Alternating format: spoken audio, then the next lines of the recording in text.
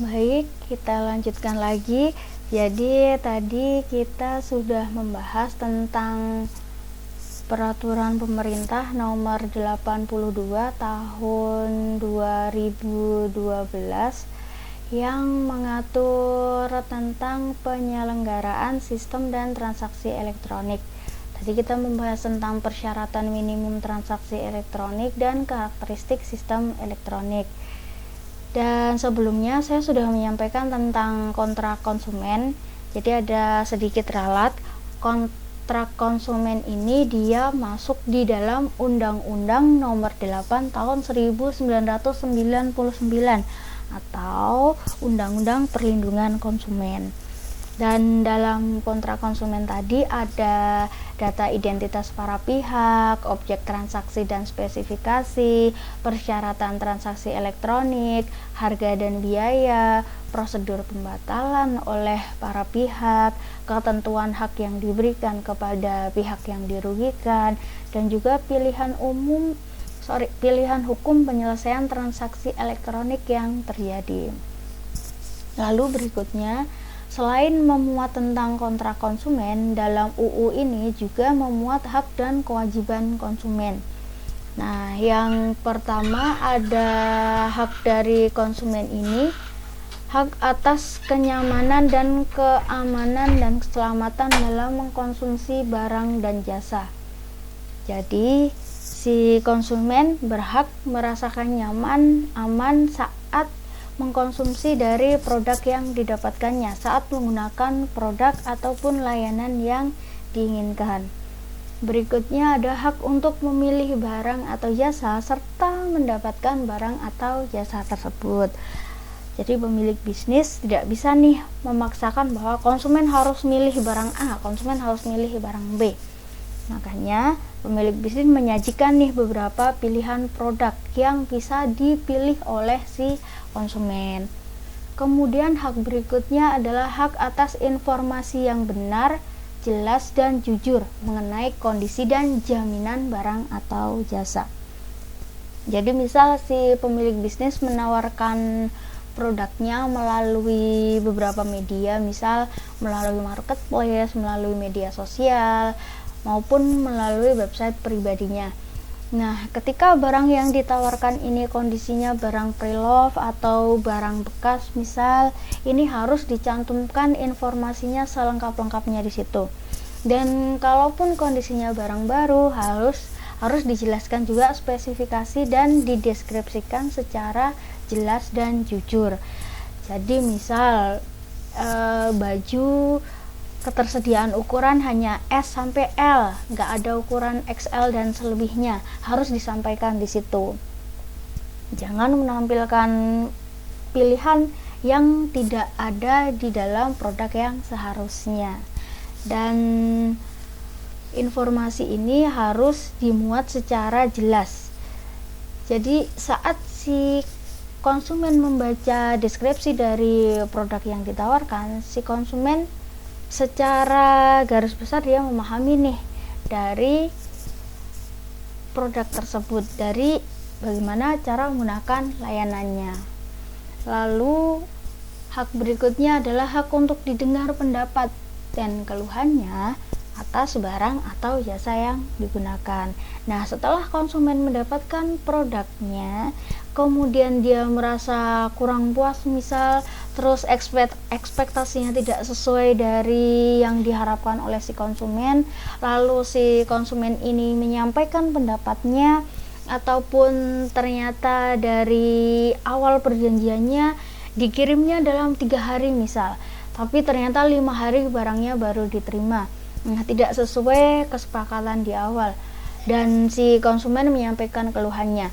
Makanya si pemilik bisnis, si penjual harus mendengarkan apa yang disampaikan oleh si konsumen.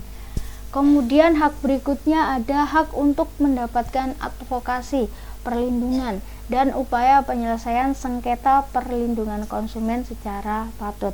Jadi saat terjadi sebuah permasalahan, si konsumen berhak untuk mendapatkan perlindungan. Lalu hak berikutnya, hak untuk mendapatkan pembinaan dan pendidikan konsumen. konsumen bisa tahu nih prosedur yang jelasnya untuk melakukan transaksi di dalam sistem elektronik tersebut bagaimana. Berikutnya ada hak untuk diperlakukan dan dilayani secara benar dan jujur serta tidak diskriminatif. Jadi ketika kita sebagai penjual, kita sebagai pemilik bisnis, kita tidak boleh membeda-bedakan konsumen. Kita harus melayani konsumen secara jujur dan secara benar. Apa yang diinginkan konsumen, informasi apa yang diinginkan oleh si konsumen, kita harus menyampaikannya, kita harus memberikannya, karena itu juga menjadi hak dari konsumen. Tadi di hak yang bagian awal. Berikutnya ada hak untuk mendapatkan kompensasi, ganti rugi atau pergantian apabila barang atau jasa yang diterima tidak sesuai dengan perjanjian atau tidak sebagaimana mestinya. Misal di dalam deskripsi ditulis baju ukuran S panjang lengan 50 cm misal. Nah, ternyata setelah diterima kok panjang lengannya tidak sampai 50 cm. Terus kemudian tadi si konsumen melakukan komplain, si konsumen melakukan keluhan, menyampaikan keluhan kepada penjualnya. Nah, ketika tidak sesuai dengan perjanjian di awal, tidak sesuai yang dituliskan di deskripsi, maka penjualnya berhak untuk melakukan pergantian. Namun dalam kasus nyatanya banyak konsumen yang akhirnya tidak mendapatkan hak untuk mendapatkan pergantian. Jadi saat mereka melakukan komplain, saat mereka sudah menyampaikan keluhannya, diterima keluhannya, tapi tidak diberikan pergantian. Kadang kalau akan diganti, tapi barangnya harus dikirim dulu kepada penjualnya, baru akan dikirimkan lagi produk baru sebagai gantinya. Tapi kadang ada tipe konsumen yang dia tidak ingin ambil repot. Ketika mendapatkan produk tidak sesuai dengan ekspektasinya, daripada dia mengeluarkan tenaga yang berlebih lagi, ya sudah deh. Ada juga tipe konsumen yang seperti ini. Tapi ada juga konsumen yang menyampaikan keluhan kemudian menginginkan kompensasi.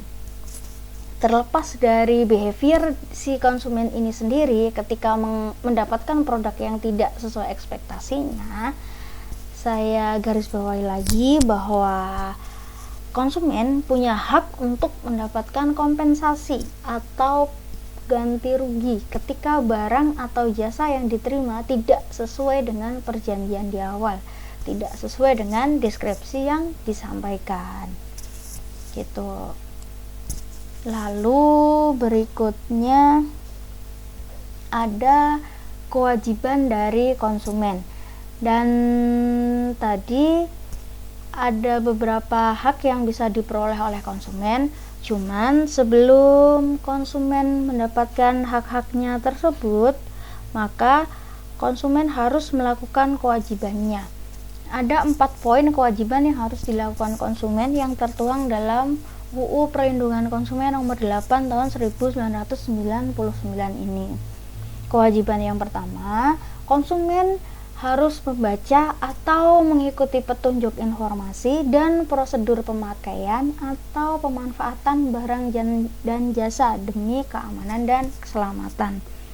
Nah, biasanya nih, misal ketika si konsumen mendapatkan produk yang tidak langsung pakai, misal harus dirakit dulu atau misal harus dimasak dulu. Nah, dalam kemasannya disertakan prosedurnya, dan kewajiban si konsumen harus membaca prosedur pemakaiannya, harus membaca prosedur untuk perakitannya. Sebelum tahu-tahu komplain nih, ini cara masangnya gimana nih, kok saya dikirimnya barangnya kayak gini, beda sama gambar. Nah, padahal si penjual sudah melakukan kewajibannya, memberikan informasi yang jelas di dalam kemasannya. Makanya kewajiban dari konsumen harus membaca dari prosedurnya dulu. Bahkan ketika akan melakukan transaksi pun, si konsumen juga harus membaca dulu apa yang harus dipenuhinya supaya bisa melakukan transaksi. Misal harus bikin akun dulu, atau misal harus upload KTP. Nah, itu harus diikuti oleh si konsumen, mengikuti petunjuk-petunjuk informasi yang disertakan. Lalu kewajiban berikutnya beretikat baik dalam melakukan transaksi pembelian barang dan jasa. Nah, saat konsumen berhak untuk dilayani dengan baik, dilayani dengan benar, maka si konsumen juga harus punya etikat yang baik untuk bisa berkomunikasi dengan baik dan benar saat melakukan pembelian di awal maupun saat ingin menyampaikan keluhannya, harus dilakukan dengan etikat yang baik. Jangan karena ingin menyampaikan keluhan, karena ingin menyampaikan pendapat, karena merasa dirugikan, tiba-tiba marah-marah kepada penjualnya. Nah, itu harus dihindari. Harus menggunakan etikat baik dalam menyampaikan pendapatnya. Berikutnya, kewajiban membayar sesuai dengan nilai tukar yang disepakati. Jadi biasanya kalau transaksi online ini, si penjual, si pemilik bisnis sudah menyertakan harganya di dalam display dari etalase barangnya. Misal gula harganya 12.000, nah itu sudah jelas tertera harganya. Nah, harga inilah yang harus dibayarkan oleh si konsumen, membayar sesuai dengan nilai tukar yang disepakati. Ataupun ketika penjual dan pembeli nih misal terjadi kesepakatan di luar dari harga yang sudah didisplay. Misal saya sebagai konsumen terus saya chat kepada pembelinya, kok harganya ini 6 juta ya, bisa kurang nggak kira-kira?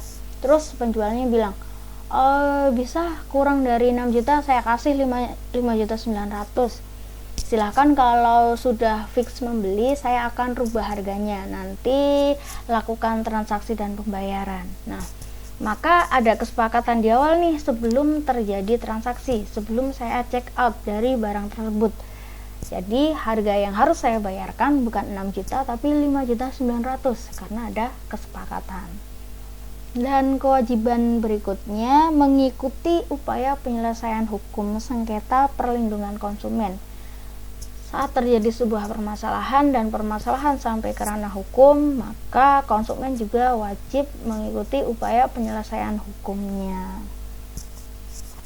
Dan untuk peraturan berikutnya ada Undang-Undang ITE nomor 11 tahun 2008 yang diperbaharui jadi nomor 19 tahun 2016. Jadi kalau Undang-Undang ITE ini dia secara khususnya lebih ke hukum dan yurisdiksi terjadinya transaksi internet. Jadi mensyaratkan kesepakatan apapun yang berlaku dari prinsip hukumnya, dari berlakunya transaksi internet untuk menentukan hukum yang mengatur dan yurisdiksi ketika terjadi sebuah sengketa. Dan jika ketentuan tersebut tidak tertuang dalam UU ITE, maka pengadilan ataupun pihak yang berkewajiban harus menerapkan prinsip hukum privat internasional dan menentukan hukum yang mengatur berdasarkan faktor-faktor tertentu. Dan faktor-faktor yang dilihat ada tempat pelaksanaan perjanjian, tempat di mana kesepakatan dibuat, tautan para pihak dalam perjanjian ke negara tertentu, mata uang yang digunakan, dan juga tempat rekanan digabungkan. Nah, secara spesifiknya lebih ke hukum yang berlaku dari yurisdiksi terjadinya transaksi. Peraturan berikutnya ada Permendak nomor 50 tahun 2020. Jadi ini peraturan yang terbaru, peraturan yang mengatur tentang ketentuan perizinan usaha, periklanan, pembinaan, dan pengawasan pelaku usaha dalam perdagangan melalui sistem elektronik. Dan dalam istilah di peraturan ini, perdagangan melalui sistem elektronik biasa disingkat menjadi PMSE untuk memudahkan pemahamannya. Dan dalam peraturan ini tertuang dari jenis pelaku usaha. Pelaku usaha di sini dibedakan menjadi dua, yaitu pelaku usaha dalam negeri dan pelaku usaha luar negeri. Selain itu, pelaku usaha juga harus memenuhi persyaratan untuk bisa melakukan kegiatan usahanya. Dan persyaratan ini wajib dimiliki oleh si pelaku usaha. Jadi, si pelaku usaha wajib memiliki izin usaha dalam melakukan kegiatan usaha PMSE tersebut. Dan untuk mendapatkannya bisa mengunjungi secara online.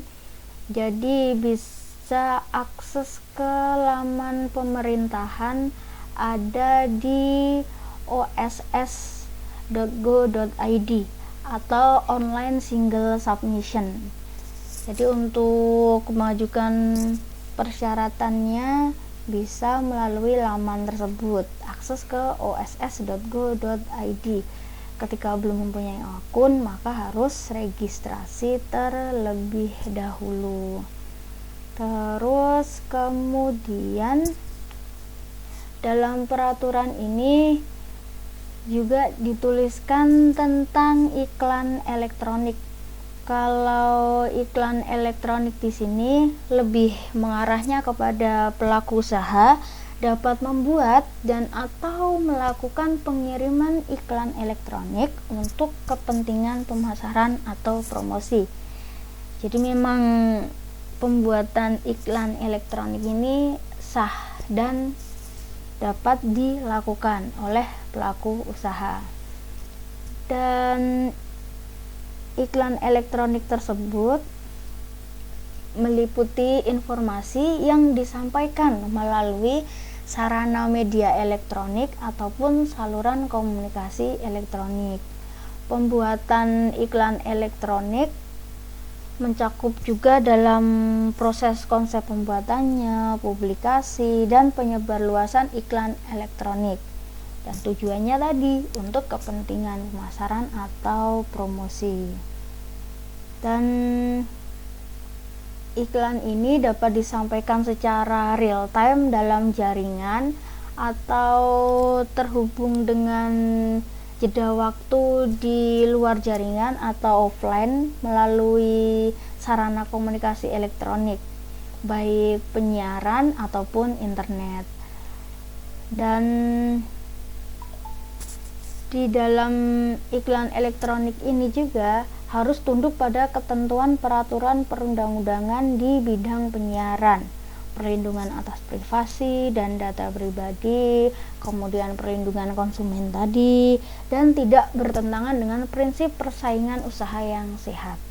Jadi saat membuat iklan, si pemilik bisnis harus memperhitungkan ketentuan-ketentuan peraturan perundang-undangan yang berlaku, antara lain peraturan perundang-undangan penyiaran, perlindungan atas privasi dan data pribadi, perlindungan konsumen, dan tidak bertentangan dengan prinsip persaingan usaha. Lalu ada juga syarat umum materi dari iklan elektronik. Dan di syarat-syarat umum materi iklan elektronik ini tertuang dari penayangan iklan elektronik itu sendiri. Jadi yang pertama, iklan tidak mengelabui konsumen mengenai kualitas, kuantitas, bahan, kegunaan, harga barang dan atau tarif jasa, serta ketepatan waktu dari penerimaan barang dan jasa. Jadi tujuan iklan memang membuat konsumen tertarik.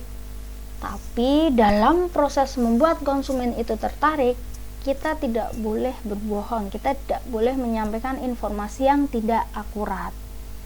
Jadi kita tidak boleh mengelabui konsumen. Lalu berikutnya, tidak mengelabui jaminan atau garansi terhadap barang atau jasa. Berikutnya, tidak memuat informasi yang keliru, salah, atau tidak tepat mengenai barang atau jasanya. Intinya semuanya harus sesuai dengan kondisi barang atau jasa yang ditawarkan. Dan Berikutnya, ketentuannya memuat informasi mengenai resiko pemakaian barang dan jasa. Nah, kalau informasi ini lebih sering biasanya ini contoh yang paling sederhana di iklan rokok itu mereka juga akan menyertakan permasalahan yang ditimbulkan dari penggunaan rokok, dari mengkonsumsi rokok. Lalu ketentuan berikutnya tidak mengeksploitasi kejadian atau seseorang tanpa seizin yang berwenang atau persetujuan yang bersangkutan. Jadi kita tidak bisa menggunakan artis tanpa persetujuan artis tersebut, atau kita menggunakan pihak-pihak lain tapi kita tidak kerjasama dulu nih, kita asal ambil aja dari pihak tersebut dan ditaruh dalam konten iklan kita. Lalu ketentuan yang berikutnya menyediakan fungsi keluar dari tayangan iklan elektronik yang ditunjukkan dengan tanda close atau skip atau tutup yang ditempatkan pada tempat yang jelas sehingga memudahkan konsumen dalam menutup iklan elektronik tersebut. Namun sayang sekarang banyak website yang menampilkan iklan hampir penuh di satu layar, dan itu kita kesulitan menemukan tanda silangnya di mana, tanda close-nya di mana. Bahkan kadang kita asal klik untuk bisa mengeluarkan iklan tersebut, akhirnya kita malah menuju ke iklan tersebut. Kalau seandainya iklannya memang iklan yang benar, iklan yang sesuai, iklan yang memenuhi ketentuan-ketentuan yang tadi saya sampaikan, itu masih mending. Ada kemungkinan iklannya bermanfaat bagi kita.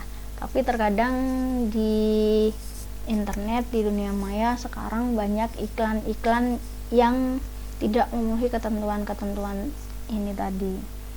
Nah, dan yang paling sering ketentuan yang terakhir, tombol untuk close itu susah untuk kita temukan. Namun tidak jarang juga pihak-pihak yang sudah memenuhi ketentuan-ketentuan dari penayangan iklannya ini, tombol untuk close itu jelas ada di pojok kanan atas. Seringnya posisinya ada di pojok kanan atas, atau kalau enggak kita bisa klik slide terus kemudian iklannya dia tenggelam ke sisi kanan ataupun ke sisi kiri. Lalu berikutnya ada pengawasan dan penghentian iklan elektronik. Nah, kalau di sini lebih kaitannya pengawasan iklan elektronik ini dilakukan oleh masyarakat dan pemerintah. Jadi masyarakat juga bisa melaporkan ketika ada iklan yang melanggar dari peraturan-peraturan yang sudah ditentukan. Dan dari masyarakat ini untuk melakukan keluhannya atau melakukan pengawasannya, dan dia akan mengirimkannya kepada pemerintah atas materi iklan elektronik ini kepada pelaku usaha dan atau Direktur Jenderal PKTN. Lalu hasil evaluasi dari iklan yang dilaporkan tadi berupa rekomendasi yang disampaikan kepada unit yang menangani pengawasan iklan pada lembaga pemerintahan ataupun lembaga pemerintahan non kementerian ataupun kementerian sesuai dengan kewenangannya. Dan di peraturan ini juga memuat pengutamaan produk dalam negeri, meningkatkan daya saing barang ataupun jasa dari hasil produksi dalam negeri sendiri. Oke, jadi selain dari beberapa peraturan yang sudah saya sampaikan tadi, ada peraturan pemerintah nomor 80 tahun 2019, dan di dalam peraturan ini dia lebih spesifik membahas perdagangan melalui sistem elektronik. Nah, kalau peraturan yang terbaru ini di tahun 2020 ini kan banyak nih materi-materi di dalamnya. Ada ketentuan perizinan usaha, periklanan, pembinaan, dan pengawasan pelaku usaha dalam perdagangan melalui sistem elektronik. Tapi kalau dalam peraturan pemerintah nomor 80 tahun 2019 ini, dia spesifik arahnya ke perdagangan melalui sistem elektronik. Di peraturan ini dia memberikan definisi dari perdagangan melalui sistem elektronik atau PMSE, yaitu perdagangan yang transaksinya dilakukan melalui serangkaian perangkat dan prosedur elektronik. Dan selain dari memberikan definisi, juga ada pihak yang melakukan PMSE. Kemudian dijelaskan juga dalam peraturan ini kewajiban untuk memiliki izin usaha. Jadi hampir serupa, hampir sejalan dengan peraturan terbaru Permendak nomor 50 tahun 2020 tadi. Lalu di PP 80 ini juga mengatur ketentuan mengenai perlindungan konsumen. Kalau tadi ada Undang-Undang Perlindungan Konsumen tahun 1999, di PP ini juga ada ketentuan mengenai perlindungan konsumennya. Jadi dalam PP ini terdapat prosedur pelindungan konsumen, yaitu konsumen dapat melaporkan kerugian yang diderita kepada menteri yang bersangkutan. Terus pelaku usaha yang dilaporkan oleh konsumen yang merasa dirugikan harus menyelesaikan pelaporan. Kemudian pelaku usaha yang tidak menyelesaikan pelaporan akan dimasukkan ke dalam daftar prioritas pengawasan. Dan daftar prioritas tersebut dapat diakses oleh publik, sehingga pelaku usaha dimungkinkan kehilangan kepercayaan dari masyarakat. Dan selain dari perlindungan konsumen, dalam undang-undang ini juga memuat tentang perlindungan terhadap data pribadi.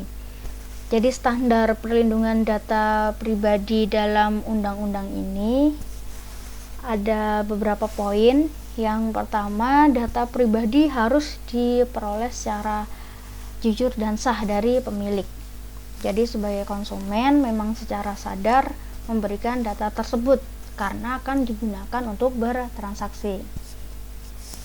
Dan data pribadi harus dimiliki hanya untuk satu tujuan atau lebih yang dideskripsikan secara spesifik dan sah, dan tidak boleh digunakan selain untuk tujuan tersebut. Jadi ketika memberikan data pribadi supaya bisa membeli sebuah produk, ya tujuannya adalah untuk membeli sebuah produk. Jadi data pribadi tidak boleh disalahgunakan. Lalu data pribadi tidak boleh dikuasai lebih lama dari waktu yang diperlukan. Selanjutnya, data pribadi tidak boleh dikirim ke negara atau wilayah lain di luar Indonesia, kecuali jika negara tersebut dinyatakan memiliki standar dan tingkat perlindungan yang sama. Jadi memang dalam UU ini ada beberapa memuat dari perlindungan data pribadi. Dan jika terjadi kerugian yang tidak terduga atas data pribadi tersebut, maka PPMSE wajib bertanggung jawab. Dan dalam peraturan ini nomor 80 ini juga dimuat mekanisme pengiriman, penukaran, dan pembatalan dalam kegiatan perdagangan melalui sistem elektroniknya. Dan selain itu, di dalam mekanisme pengiriman, penukaran, dan pembatalan ini, dalam setiap pengiriman barang kan menggunakan jasa kurir nih, pasti juga mekanismenya berbeda-beda.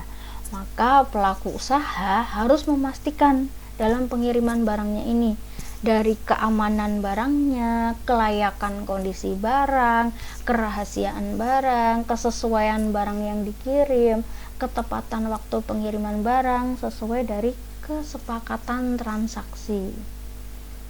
Jadi saat memilih kurir, saat menggunakan kurir juga harus dipastikan nih mekanismenya bagaimana, dan pelaku usaha juga harus memastikannya dan menyampaikan kepada si konsumen. Lalu dalam pembatalannya juga harus ada prosedur yang jelas. Konsumen dapat melakukan pembatalan ataupun penukaran barang jika terjadi atau jika memenuhi beberapa kondisi. Dan ada 5 kondisi di sini. Yang pertama, terdapat kesalahan atau ketidaksesuaian antara barang yang dikirim. Berikutnya, terdapat kesalahan atau ketidaksesuaian antara jangka waktu aktual pengiriman barang. Dan si konsumen dan pelaku usaha tidak menyepakati dari keterlambatan ini. Yang ketiga, terdapat kerusakan yang tersembunyi, jadi tidak jujur dari si penjualnya. Berikutnya, barang rusak saat sampai di konsumen. Nah, ini ada kesepakatan di awal. Biasanya ketika terjadi kerusakan ini ada ditulis tuh term and conditionnya di awal biasanya. Tidak menerima komplain saat diterima barang rusak, karena barang rusak selama di ekspedisi bukan tanggung jawab kami. Nah, itu bisa ditanyakan lebih lanjut kepada si penjualnya sebelum melakukan transaksi untuk barang rusak ini. Berikutnya ada barang kadaluarsa. Jadi ada 5 kondisi konsumen dapat melakukan pembatalan atau penukaran barang. Dan dalam PP nomor 80 tahun 2019 ini hampir dia berisi dari poin-poin yang tadi sudah saya sampaikan di beberapa peraturan-peraturan yang berlaku di Indonesia. Dan yang terbaru ada Permendak nomor 50 tahun 2020. Dan saat peraturannya mirip, serupa, katakanlah tumpang tindih, maka yang hukum yang berlaku itu bisa dilihat mana yang paling sesuai dari kondisi yang terjadi, dan juga dilihat dari peraturan yang paling terakhir dirilis gitu. Baik, itulah beberapa peraturan yang berkaitan dengan transaksi elektronik yang ada di Indonesia. Terima kasih sudah menyimak 2 video pembahasan tentang e-business regulatory. Selamat pagi. Assalamualaikum warahmatullahi wabarakatuh.